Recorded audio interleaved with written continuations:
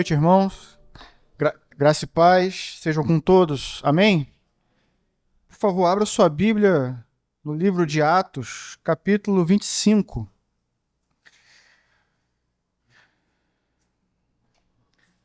Estamos nos aproximando do final dessa série tão maravilhosa.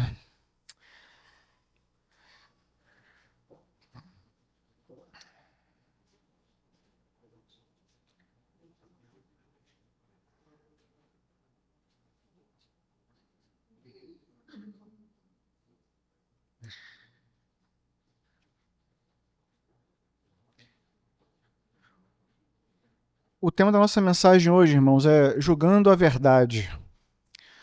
Ou, se a gente for expandir um pouquinho mais, Festo julgando a verdade com indiferença, né? Antes de fazer a leitura desse texto, eu queria falar rapidamente com os irmãos sobre justiça. Sobre justiça. Eu não sei se vocês já receberam alguma vez uma intimação da justiça, né? E eu não sei como é que é realmente o processo aqui no Brasil. O que eu vejo, né, por meio das séries, dos filmes, especialmente nos Estados Unidos, é que há uma certa urgência, né, do encarregado de entregar as intimações, e uma vez que a pessoa ela é notificada, ela precisa atender ao pedido do juiz e imediatamente cumprir com as suas obrigações legais. E aí, é claro, né, uma vez intimada, a pessoa não pode dizer que não foi intimada. Ela não pode se esquivar do fato e da responsabilidade que precisa responder algo diante da justiça. Eu falo isso a título de introdução, porque a verdade é que à medida em que a palavra de Deus é pregada, à medida em que o pregador abre as Escrituras e expõe ela aos seus ouvintes, todos os que ouvem estão sendo intimados. Na noite de hoje, assim como em todas as outras em que você ouve a pregação do Evangelho, você está diante de uma intimação e você precisa julgar aquilo que você está ouvindo. E é claro, julgar para dizer se crer ou se não crer. E certamente há de responder de acordo com a sua decisão. As implicações são eternas, mas o fato é, toda vez que a gente ouve a pregação, nós estamos sendo julgados pela palavra e estamos julgando ela. E as implicações para a nossa vida, para a nossa alma, são eternas. Por isso eu peço que você ouça essa mensagem com atenção.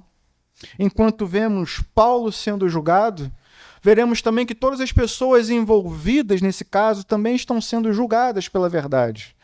Pela maneira como não apenas tratam o apóstolo Paulo, mas também pela maneira como tratam a verdade que estava sendo anunciada pelo apóstolo Paulo. A minha oração desde já é para que você abrace a verdade do Evangelho e assuma de uma vez por todas um compromisso com essa verdade que pode e é poderosa para transformar e salvar a sua vida. Me acompanhe na leitura? Atos 25, a partir do verso 1.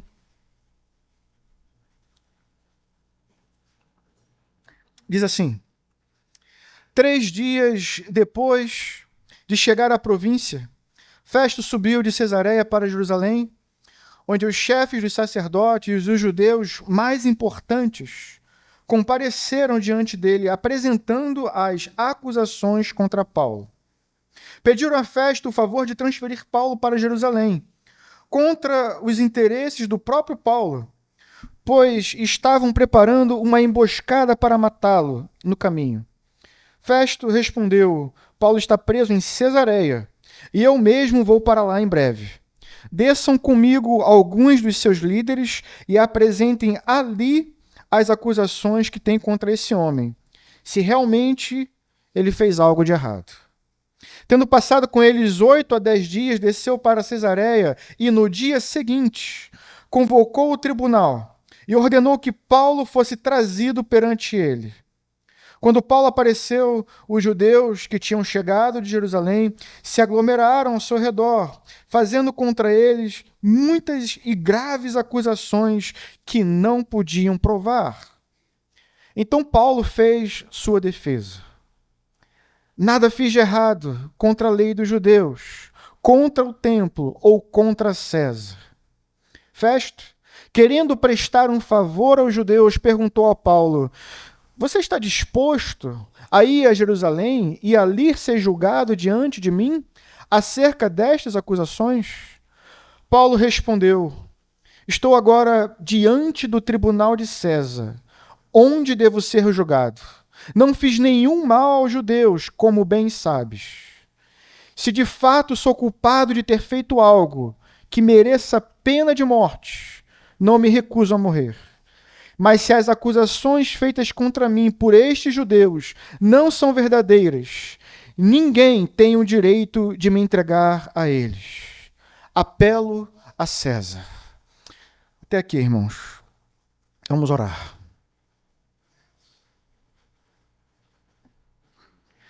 Senhor, nosso Deus e Pai, mais uma vez, ó Deus, com temor e com reverência, nos colocamos diante de Ti em congregação, reunidos em torno da Tua palavra, que é a palavra de Cristo. E mais uma vez, ó Deus, oramos ao Senhor por um milagre. Oramos ao Senhor para que abra corações e mentes. Oramos ao Senhor para que convença os homens do seu pecado. Oramos ao Senhor para que haja salvação em nosso meio. É a nossa oração, Deus, em nome santo de Jesus. Amém e amém. Irmãos, desde o capítulo 21, nós começamos a entrar na parte final ali do livro de Atos. E desde então temos visto vários julgamentos a que o apóstolo Paulo foi submetido. Desde que o apóstolo Paulo terminou as suas viagens missionárias e retornou para Jerusalém, nós vimos que a situação se complicou. Apesar dele ter sido muito bem recebido pela igreja, nós vimos que judeus, vindo da Ásia especialmente, inflamaram o povo e levantaram várias acusações contra o apóstolo Paulo. Acusaram ele de agir contra a lei dos judeus, contra o templo e contra o imperador, contra César. E nós vimos que desde então, por conta dessas denúncias, o apóstolo Paulo foi julgado várias vezes em diferentes instâncias. Ele foi julgado por uma multidão de judeus, em primeiro lugar. Ele foi julgado, em segundo lugar, não apenas pela multidão de judeus, mas também diante do Sinédrio, e depois por Félix, que foi o que nós vimos semana passada. E nós vimos que o julgamento de Félix foi um tanto curioso. Nós vimos que, apesar das acusações terem sido graves, nenhuma prova foi apresentada.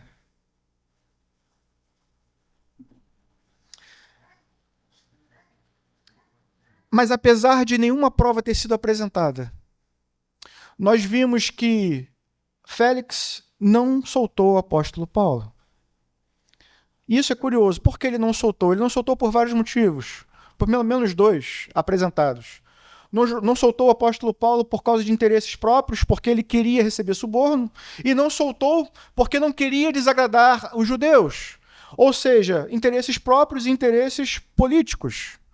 Mas o fato é que, por conta disso, ao invés de soltar, ao invés de pronunciar uma justa sentença de liberdade, o que ele fez foi simplesmente adiar o julgamento. E como consequência disso, o apóstolo Paulo ficou 2 anos preso, aguardando um julgamento que nunca aconteceu por Félix. É esse o contexto que o texto se apresenta para a gente, o capítulo 25. Paulo estava há 2 anos preso, e a situação só mudou quando um novo procurador assumiu o cargo, Festo.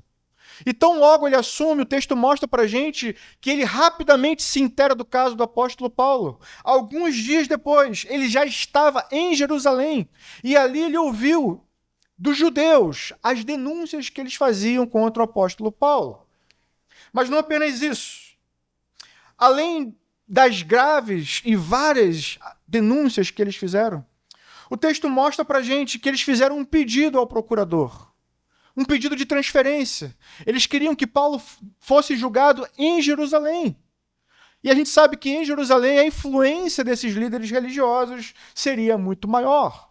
Muito provavelmente, uma sentença de condenação seria muito mais fácil de ser emitida. Mas Lucas nos mostra que esses homens não estavam interessados em um julgamento justo. O que Lucas nos mostra é que por trás de toda essa suposta busca de justiça, por trás desse suposto zelo religioso dos judeus, por trás de tudo isso, havia uma trama para matar o apóstolo Paulo antes mesmo dele ser julgado. A intenção da transferência era criar uma emboscada e, no caminho, então, matar o apóstolo Paulo. Eu queria, antes de avançar no texto, enquanto abordamos esse primeiro tópico que fala sobre o ódio obstinado diante da verdade, eu queria chamar a sua atenção para duas coisas importantes aqui nesse texto. Em primeiro lugar, a ira dos judeus. A ira dos judeus contra Paulo. A obstinação deles em rejeitar a verdade que estava sendo pregada, anunciada por Paulo. Percebam, irmãos. 2 anos se passaram. 2 anos se passaram e a ira deles continuava a mesma. 2 anos se passaram e isso não foi suficiente para aplacar a ira dos judeus contra o apóstolo Paulo. Mas, ao mesmo tempo, 2 anos se passaram e eles continuavam impenitentes, resolutos em não acreditar na mensagem que ele tinha anunciado. 2 anos se passaram e eles continuavam incrédulos diante da pregação do Evangelho do nosso Senhor Jesus Cristo. Continuavam fazendo tudo o que era possível para que a mensagem do apóstolo Paulo deixasse de ser pregada. E isso incluía fazer calar o pregador, fazer cessar a mensagem. Enquanto, irmãos, nós olhamos para a postura daquelas pessoas, nós também precisamos refletir a respeito da nossa postura quando a palavra de Deus é pregada diante de nós. Será que você também não está agindo com o coração obstinado? Será que você também não tem sido resistente, ano após ano, à pregação do Evangelho, enquanto entra por essas portas e se senta nessas cadeiras?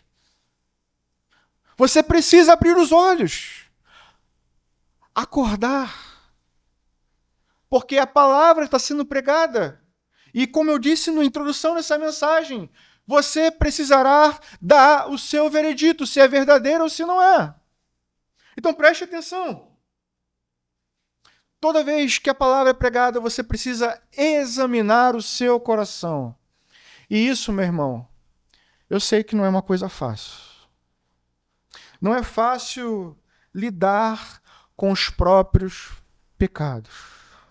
Não é fácil ser confrontado pelas Escrituras e reconhecer o próprio erro e a necessidade de mudança. Hoje de manhã vimos uma pregação que nos confronta. Primeiro a nós, pastores, mas também às ovelhas, o rebanho do Senhor.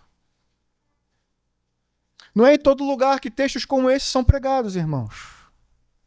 Uma mensagem dura que nos chama a todos nós ao arrependimento.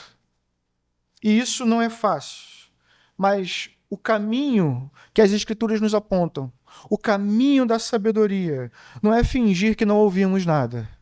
É o caminho do arrependimento. Como diz lá em Provérbios, quem esconde os seus pecados não prospera, mas aquele que confessa e deixa, acha misericórdia. Esse é o caminho dos sábios. Ou como o profeta Isaías diz no capítulo 55, que o ímpio abandone o seu caminho e o mal os seus pensamentos. Volte-se ele para o Senhor, que terá misericórdia Volte-se para o nosso Deus, e a Escritura diz, que de bom grado lhe concede perdão. Esse é o caminho dos justos. Esse é o caminho da sabedoria. Esse é o caminho que eu e você precisamos trilhar. Uma vez que o nosso pecado é colocado diante de nós, uma vez que a verdade é pregada aos nossos ouvidos, devemos então responder de maneira adequada. Infelizmente, essa não era a postura daqueles homens. Pelo contrário, queriam fazer a mensagem parar. E para isso, queriam matar o apóstolo Paulo. E aí, a segunda coisa que me chama a atenção antes de avançar é justamente, irmãos, o cuidado de Deus com o apóstolo Paulo. Porque, mais uma vez, 2 anos se passaram e eles continuavam com a intenção de matar o apóstolo Paulo. Mas, irmãos, vejam aqui a mão invisível de Deus, protegendo e livrando o seu servo, apesar das tramas que ele sequer sabia que estavam acontecendo. Paulo estava em Cesareia e em Jerusalém os judeus estavam tramando a sua morte, criando planos, arquitetando. Paulo não sabia de nada disso. Mas, apesar de não saber, Deus estava agindo na história. E talvez, utilizando até mesmo o ego desse procurador, o caso não foi transferido para Jerusalém. Quem viu isso?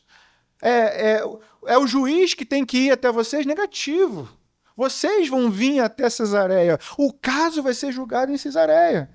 Talvez, irmãos, tenha sido simplesmente uma decisão motivada pelo ego daquela autoridade. Mas o fato é, Paulo não foi transferido para Jerusalém.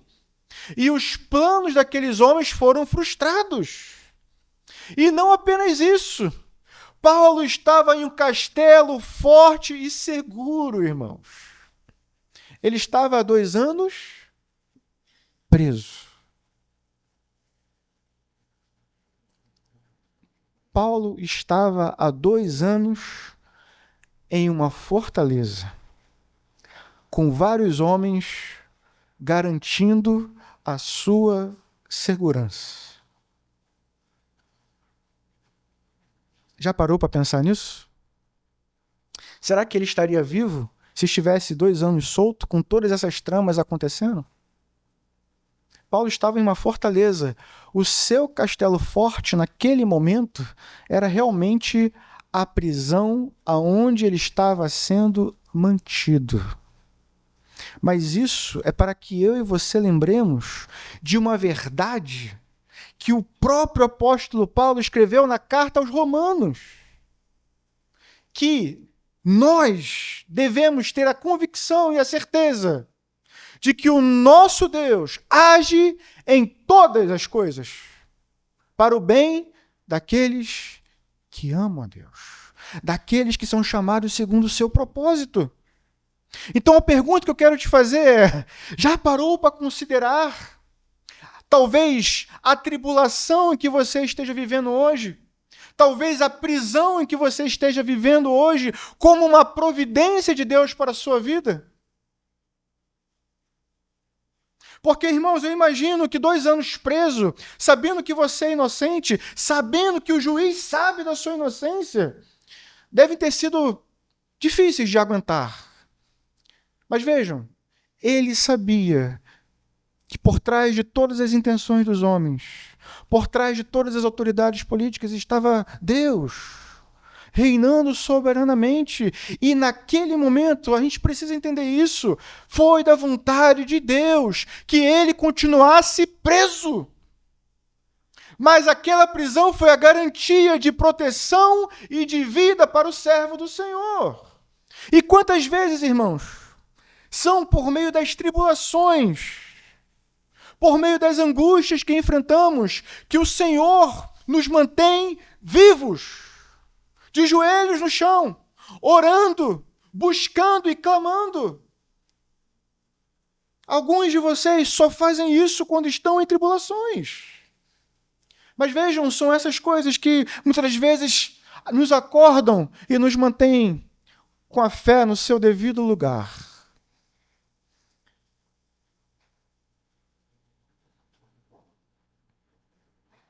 Minha vontade era que você virasse para o irmão que está do seu lado e perguntasse a ele: já deu graças a Deus pelas prisões, pelas tribulações?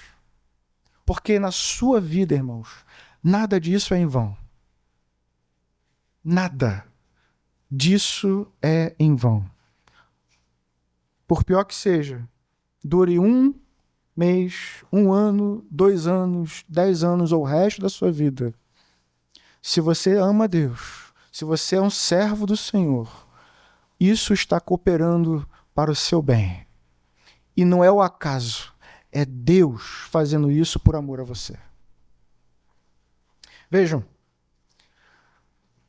apesar do ódio obstinado desses homens contra a verdade, o apóstolo Paulo, apesar de preso, permaneceu firme na verdade. Eu queria abordar isso em segundo lugar com você. O comprometimento incondicional do apóstolo Paulo com a verdade. Depois de 2 anos, irmãos, preso, Paulo finalmente foi chamado ao tribunal. Ali os acusadores se apresentaram, as autoridades se reuniram, e aí finalmente Paulo teria a oportunidade de apresentar a sua defesa. Mas antes disso, diz o texto, tão logo ele se apresenta, os judeus cercam ele e imediatamente começam a fazer, diz o texto, graves e muitas acusações que não podiam provar. E aí o apóstolo Paulo começa a fazer a sua defesa. O versículo 8 diz: então Paulo fez a sua defesa.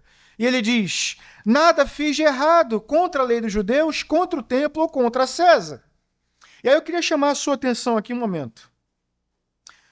No início diz: então Paulo fez a sua defesa. A palavra defesa aqui, irmãos, no original, ela está no presente. E a ideia aqui é de uma ação contínua. Então, não é que o apóstolo Paulo simplesmente se defendeu, ele estava se defendendo. Acusação após acusação, Paulo continuava se defendendo, refutando, desmontando todas as acusações que iam sendo levantadas contra ele. Foi uma defesa contínua. Portanto, quando o texto diz para a gente que Paulo fez a sua defesa, o texto está resumindo para a gente uma defesa plena, convicta, que o apóstolo Paulo fez para cada acusação que levantaram contra ele. E o resumo é o que Lucas nos apresenta. Qual é o resumo da defesa do apóstolo Paulo? Ele diz: nada fiz de errado. Esse é o resumo da defesa. Nada fiz de errado, nem contra a lei, nem contra os judeus, nem contra o templo, nem contra o imperador, nem contra César. Em outras palavras, eu sou inocente. Nada fiz de errado. Vejam a convicção desse homem e o comprometimento dele com a verdade dos fatos. Agora, o que ele está dizendo aqui é que ele não era nem um traidor da fé do seu povo, nem um traidor do Estado. Pelo contrário, ele era um leal cidadão romano e também um leal filho de Israel. O texto diz isso, irmãos, e deixa claro que desde o início desse processo, ficou claro que as acusações eram frágeis. Nenhuma prova foi apresentada. E aí, mais uma vez, a gente volta aos casos anteriores. Diante disso, diante de provas frágeis, diante de uma defesa tão convicta e tão robusta, o que a autoridade deveria fazer? Certamente era libertar. Só que, mais uma vez, irmãos, nós vemos interesses pessoais se apresentando. Mais uma vez, nós vemos uma tentativa de uma manobra política. No versículo 9, Festo sugere a Paulo a ideia de aceitar ser julgado em Jerusalém. Só que, irmãos, em Jerusalém a influência dos judeus seria muito maior. E mais, se Paulo fosse inocentado em Jerusalém, ele não teria mais nenhuma garantia de proteção. Como sobreviveria nas ruas de Jerusalém? Se mesmo com escolta romana, eles estavam tramando contra a sua vida. Então é claro, irmãos, que Paulo de maneira alguma poderia aceitar ser julgado em Jerusalém. E aí no versículo 10, mais uma vez, com convicção, firmeza, ele continua apresentando a sua defesa. Olha o que ele diz: estou agora diante do tribunal de César, onde devo ser julgado. E vejam o compromisso dele com a verdade. Se de fato sou culpado de ter feito algo que mereça a pena de morte, não me recuso a morrer. Isso, irmãos, quem diz, só quem pode dizer isso é um homem que tem plena convicção de sua inocência. Se sou culpado, então que eu morra. É isso que ele está dizendo. Mas esse homem tinha convicção da sua inocência, tinha convicção de que cada uma das suas ações eram devidamente e perfeitamente justificadas. E por isso, irmãos, ele apela à autoridade suprema. Por isso, no finalzinho do versículo 11, ele diz: apelo a César. César aqui, irmãos, não é uma pessoa, é um título que era conferido ao imperador romano, que na época era Nero. O que Paulo está fazendo aqui é dizer: olha, eu não pratiquei nenhuma injustiça, todos os meus atos são justificados.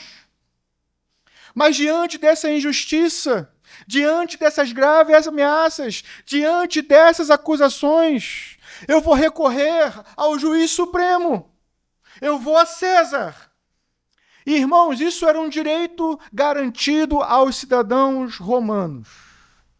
Uma vez que Paulo pediu para ser julgado por César, a partir desse momento, ninguém, preste atenção nisso, ninguém mais podia pronunciar qualquer sentença contra ele.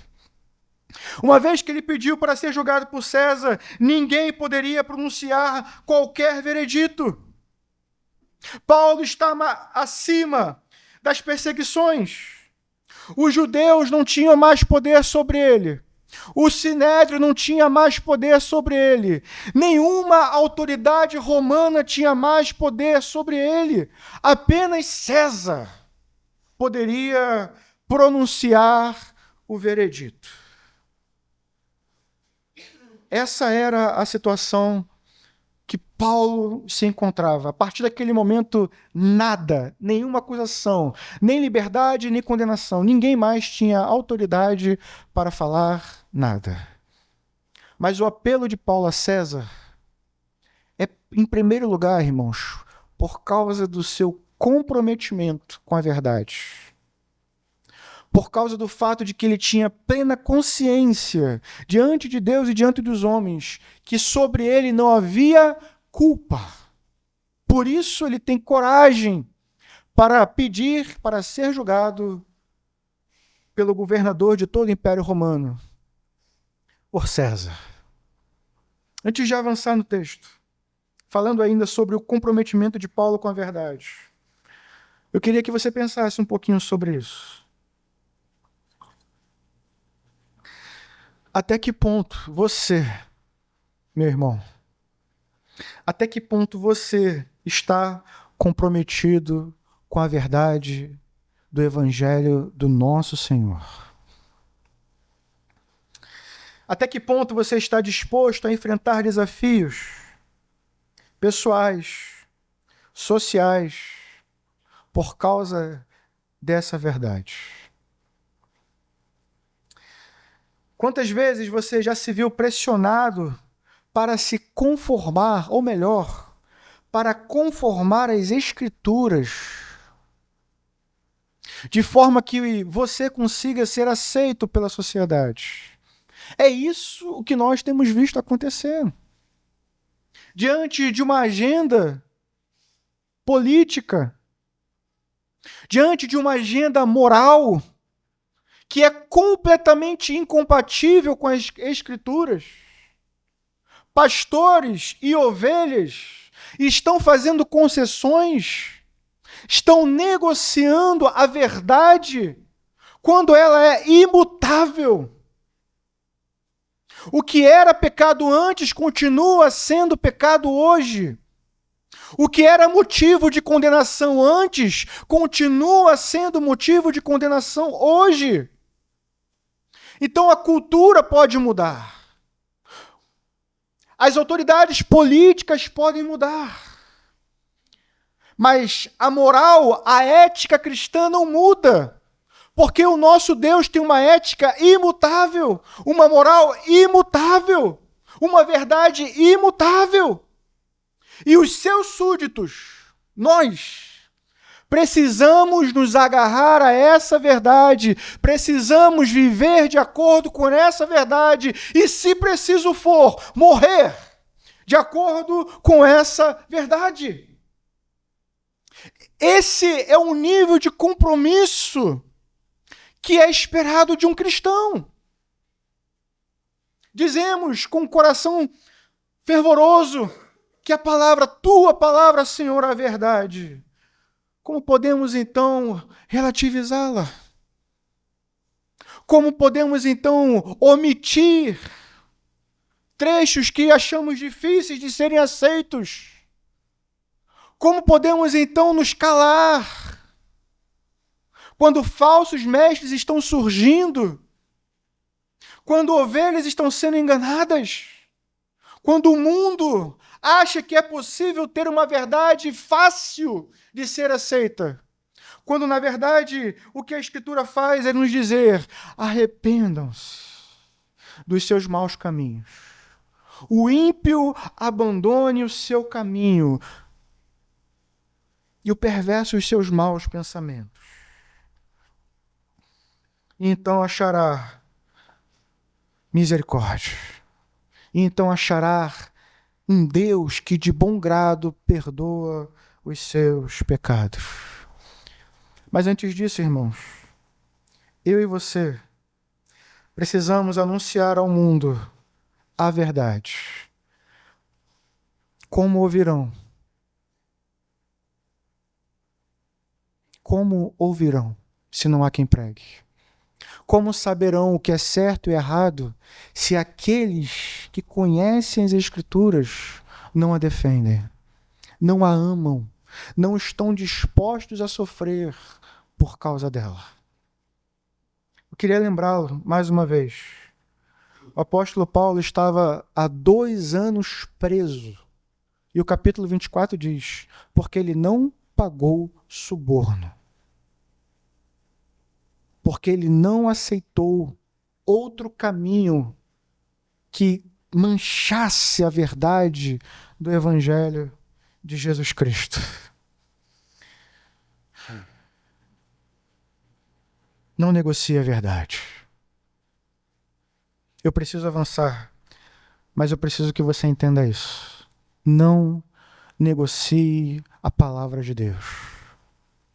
Ela é fonte de vida e vida eterna para você e para aqueles que estão ao seu redor.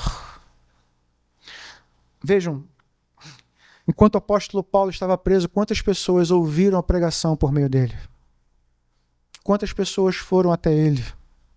Ele estava em tribulação, mas por meio disso, ele não apenas foi livrado das ameaças dos judeus, mas teve a oportunidade, irmãos. Quantas pessoas estavam ouvindo a pregação? Ele foi um vaso de honra, um vaso quebrado, um vaso rachado, um vaso que estava passando por tribulações. Mas quanta glória, irmãos, é o morrer, é o sofrer em nome de Cristo.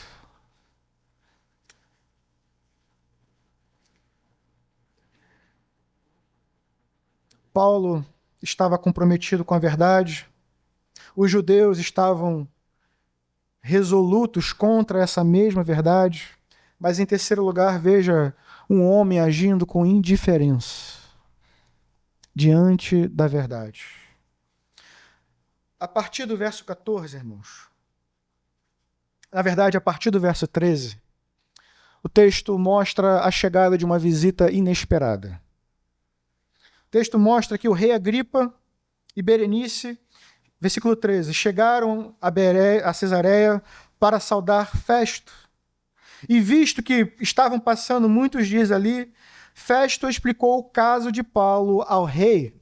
O que acontece aqui, irmãos, é que o rei Agripa II, ele era descendente de judeus, ele tinha sido educado em Roma e certamente conhecia os costumes e as leis dos judeus. Então, aquela visita caiu como uma luva, né? Acho que é essa expressão, né? Caiu como uma luva para Festo. Porque por causa dessa visita, agora ele podia fazer uma consulta. Um grande problema estava se instalando. A partir do momento que Paulo pediu para ser julgado por Festo, um problema surgiu, e a gente vai ver isso. E aí essa visita, quando ela chega, é a visita de um homem experiente, é a visita de uma autoridade política maior do que ele, que conhece as leis romanas, mas também conhece as tradições e as leis judaicas. Então Festo aproveita essa oportunidade e tenta pegar um conselho. Então, tudo o que acontece do verso 14 ao 21 é Festo explicando o contexto. É Festo explicando que os judeus fizeram muitas acusações contra Paulo. E é Festo explicando as defesas que Paulo apresentou. E o ponto alto dessa defesa está no verso 18, eu queria ler com você. O texto diz o seguinte: quando os seus acusadores... Aqui é Festo falando para o rei. Quando os seus acusadores se levantaram para falar, não o acusaram de nenhum crime que eu esperava. Ao contrário, tinham alguns pontos de divergência com ele acerca de sua própria religião e de um certo Jesus, já morto, o qual Paulo insiste que está vivo. Fiquei sem saber como investigar tais assuntos, por isso perguntei se ele estava disposto a ir para Jerusalém e ser julgado ali acerca dessas coisas. Apelando Paulo para que fosse aguardado até a decisão do imperador, ordenei que ficasse sob a custódia até que eu pudesse enviá-lo a César. Né? Em outras palavras, os judeus fizeram várias acusações contra ele, mas nenhuma que eu esperava, nenhuma que apontasse de fato um crime. A única coisa que eles falaram era de religião. E eu não entendo muito disso.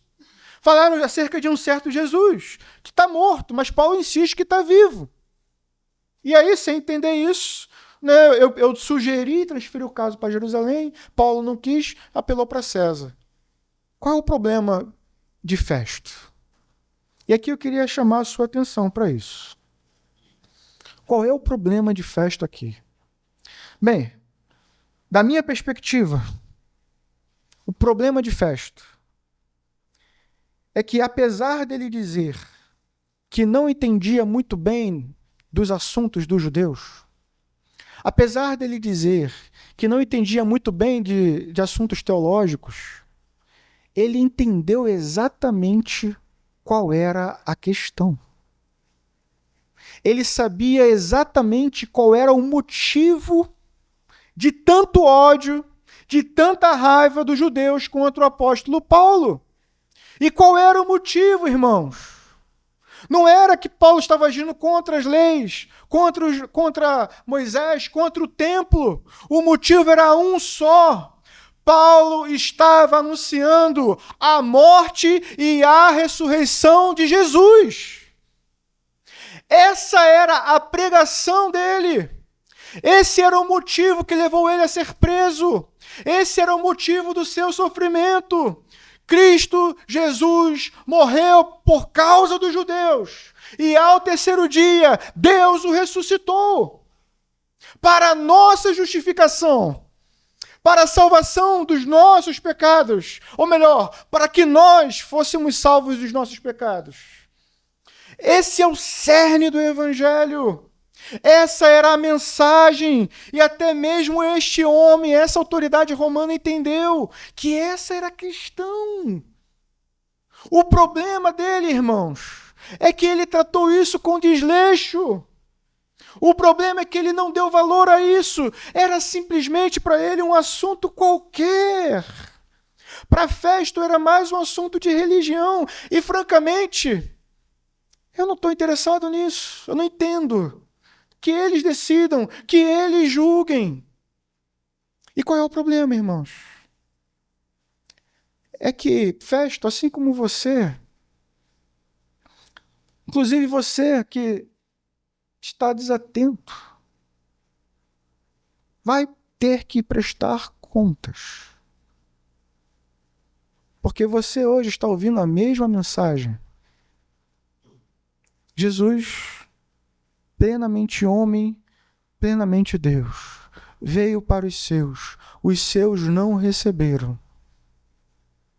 Foi morto numa cruz, pelos seus. E ao terceiro dia, Deus o ressuscitou. Essa é a mensagem. Como está escrito na carta de Paulo aos Coríntios, se isso não é verdade, é vã a minha pregação, é vã a vossa fé. Estamos perdendo tempo. E mais, somos falsos profetas. É isso que está escrito. Essa é a mensagem. Paulo tinha tanta convicção da ressurreição de Cristo, que estava disposto a ficar preso e até mesmo morrer por essa verdade. Festo, por outro lado, não deu a mínima. É isso que o texto mostra. Ele reduziu o tema da ressurreição de Jesus a um assunto de segunda importância. O tema da Bíblia, o tema do Messias, o tema pelo qual os anjos prescrutam e queriam saber como seria. Para ele não tinha valor, para ele era uma coisa de segundo plano. Por quê? Porque ele estava preocupado com outra coisa, irmãos. Porque ele tinha outro interesse, outra preocupação, que fez com que ele não se preocupasse em estudar essas coisas para ver se era verdade. Festo estava preocupado, sabe com o quê? Uma coisa que vocês sempre dizem quando vão faltar os cultos: trabalho. É isso que ele diz. Vejam qual é a preocupação lá no finalzinho do nosso texto. Mas verifiquei que ele, versículo 25, que ele nada fez que mereça a pena de morte. Todavia, ele apelou ao imperador e decidiu enviá-lo a Roma. Agora, olha aqui qual é a preocupação dele. No entanto, não tenho nada definido a respeito dele para escrever a sua majestade. Ou seja, a preocupação de Festo era o relatório que ele tinha que enviar para o chefe. Essa era a grande preocupação dele. Como é que eu vou enviar esse homem para Nero? Como é que eu vou enviar esse homem para o imperador sem uma justificativa? Culpado ele não é, mas eu também não posso soltar. Esse era o dilema dele. Como é que eu justifico o envio de Paulo para o imperador? A preocupação dele, irmãos, era com o relatório do trabalho. E da mesma forma, muitas vezes, negligenciamos verdades eternas por causa de coisas passageiras e transitórias. Muitas das vezes negociamos um momento diante da palavra de Deus, onde dúvidas que pairam podem ser esclarecidas, onde o arrependimento que você precisa pode ser pregado, onde a salvação pode finalmente entrar no seu coração, onde Cristo pode finalmente habitar. Trocamos isso por coisas fúteis, por nada, por trabalho, por estudos, por entretenimento. Mas eu queria lembrá-los que a verdade está em julgamento, e vocês também. Todas as vezes que fechamos os nossos ouvidos, que priorizamos outras coisas, todas as vezes em que nos recusamos a ouvir e a entender a palavra de Deus, a balança está pesando contra nós.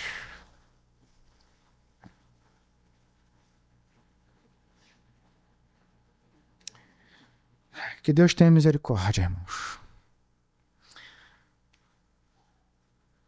Festo, apesar de um homem ímpio, tinha a grande responsabilidade de julgar Paulo e, ao mesmo tempo, julgar a verdade de Deus sobre a ressurreição de Cristo. Mas naquele dia, ele considerou isso como pouca coisa. Mais importante era o relatório. Mais importante era manter o seu cargo. Mais importante era não perder o emprego, como Félix perdeu. O problema é que, ainda assim, pelo que os historiadores dizem, Festo não ficou muito tempo no poder. 2 anos depois, morreu. E a pergunta que fica é: em que condições esse homem partiu para a eternidade?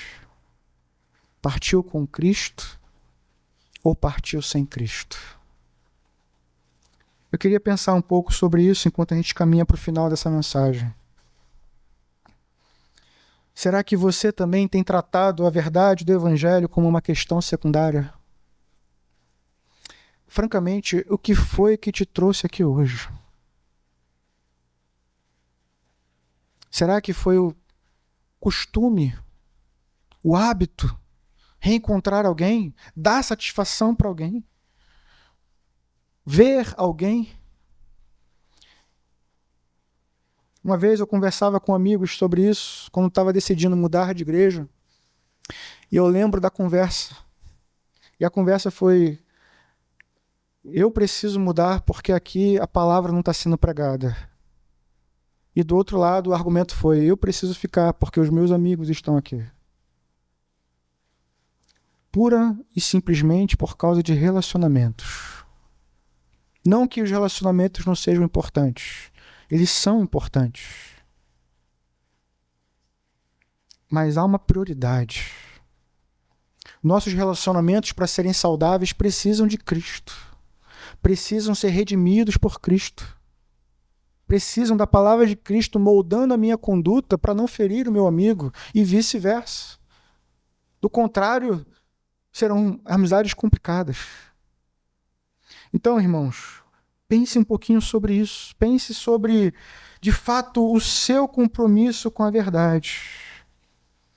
E, acima de tudo, pense se você está realmente comprometido com Cristo, acima de tudo. Porque essa é a questão central. Vejam só. Paulo estava sendo julgado por uma autoridade romana. Paulo estava preso. Paulo provavelmente em algum momento chorou por causa da sua tribulação. Paulo provavelmente orou pedindo por livramento. Provavelmente, não sei. Mas se era homem como nós, eu certamente faria todas essas coisas. Mas vejam, irmãos, Paulo estava livre. Livre de condenação. Livre de condenação eterna. E essa é a grande questão que você precisa resolver. Porque vejam, ainda que Paulo fosse condenado diante dos tribunais dos homens, ele estava justificado diante de Deus, diante do supremo juiz do universo, diante de alguém que é maior do que Festo, diante de alguém que é mais rei do que Agripa, diante de um rei que é muito maior do que o imperador romano. Vejam que no nosso texto, diante das ameaças, diante do perigo da morte, Paulo se viu obrigado a apelar para César. Mas antes disso, irmãos, e muito antes disso, Paulo já tinha apelado para Cristo. Sua vida estava em Cristo. Ele vivia e se movia em Cristo.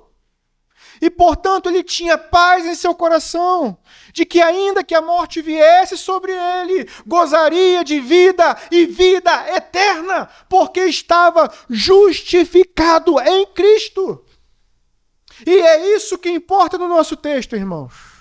Esse é o ponto central dessa mensagem. Vejam quantas tribulações vêm sobre a minha vida e sobre a sua. Vejam quantos problemas sociais, políticos, emocionais, familiares. Quantas coisas inconstantes vêm sobre nós que escapam ao nosso controle, que fazem a gente chorar, que fazem a gente clamar. Mas acima de todas essas coisas, irmãos, está a vida diante de Deus.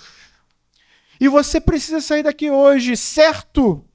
Assim como Paulo estava certo de que não havia culpa sobre ele, você não pode sair daqui hoje sem essa mesma convicção.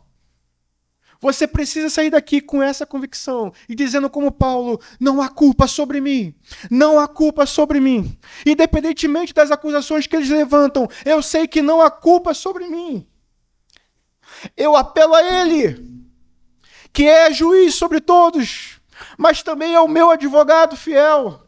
Aquele que morreu por mim, aquele que me justificou, por meio de quem sou declarado justo diante de Deus. É para ele que eu apelo. E é para ele que você precisa apelar. Eu não sei se vou revê-los domingo que vem. Alguns de vocês podem não estar aqui semana que vem. E a minha função é que você saia daqui convicto de que a justiça de Cristo está sobre você. Então, ainda que o diabo te acuse, ainda que os homens te acusem, ainda que a sua consciência te acuse, apele para ele, para a justiça dele, que verteu o seu sangue na cruz, para que eu e você fôssemos declarados justos diante de Deus. Paulo tinha convicção disso, e escrevendo aos Romanos, levantou perguntas que eu quero que você pense. O que diremos, pois? Se Deus é por nós, quem será contra nós? Quem fará alguma acusação contra os escolhidos de Deus? Se é Deus quem os justifica. Quem nos condenará? Foi Cristo que morreu e que ressuscitou e que está à direita de Deus e que intercede por nós. Quem nos separará do amor de Cristo? Estou convencido de que nem morte, nem vida, nem anjos, nem demônios, nem o presente, nem o futuro, nem quaisquer poderes, nem altura, nem profundidade, nem qualquer outra coisa na criação será capaz de nos separar do amor de Deus que está em Cristo Jesus, nosso Senhor.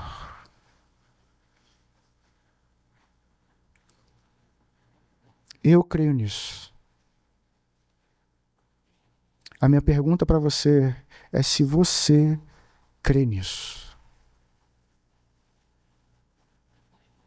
Se não crer, não faça como Festo.